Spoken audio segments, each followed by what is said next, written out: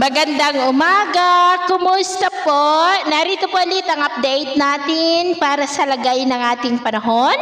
Ngayong umaga po ng May 4, 2026. Sa ngayon po ay patuloy pa rin na easterlies ang hangin na umiihip po dito sa ating bansa. At sa labas po ng Philippine Area of Responsibility ay nananatili pa rin na may isang LPA na unti-unti na po na lumalakas ang sirkulasyon gaya po na inyong nakikita. At base po dito sa wind map, posible yan na unti-unti na lumalakas habang mabagal ang pagkilos pa west, northwestward, ngunit posibleng lilihis yan o malusaw bago pa man po makalapit sa ating kalupaan.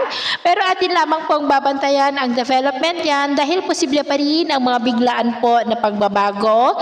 At ito naman ay pinapakita ng forecast model nating ginagamit hanggang po sa susunod na 2 linggo. At sa lagay ng ating panahon, ngayong madaling araw ay maayos naman ang panahon sa malaking bahagi ng bansa pero may tsansa pa rin ng mga isolated rain sa ilang bahagi ng Palawan, Oriental Mindoro, Zamboanga Peninsula, Sulu Archipelago, Marinduque at Romblon. At mamaya po ay sisikat ang araw sa malaking bahagi ng bansa pero may tsansa pa rin ng mulap na kalangitan with isolated rains sa ilang bahagi pa rin ng Palawan, Sulu Archipelago, Zamboanga Peninsula, Oriental Mindoro, and nearby areas. At mamayang hapon, mainit at malinsangan pa rin ang asahan sa malaking bahagi ng bansa, pero may tsansa pa rin ng maulap na kalangitan with isolated rain sa ilang bahagi ng Palawan, Antique at ilang bahagi ng Negros at Mindanao.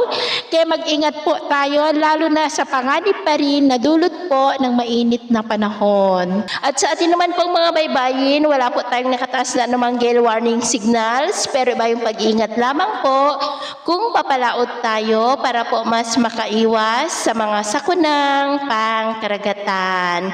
So ito lang latest update natin sa araw na ito. At ako pa muli si James na nagsasabing sa kahit anong pagsubok po na darating sa ating buhay, huwag na huwag po tayong mawawalan ng pag-asa. Thank you and God bless!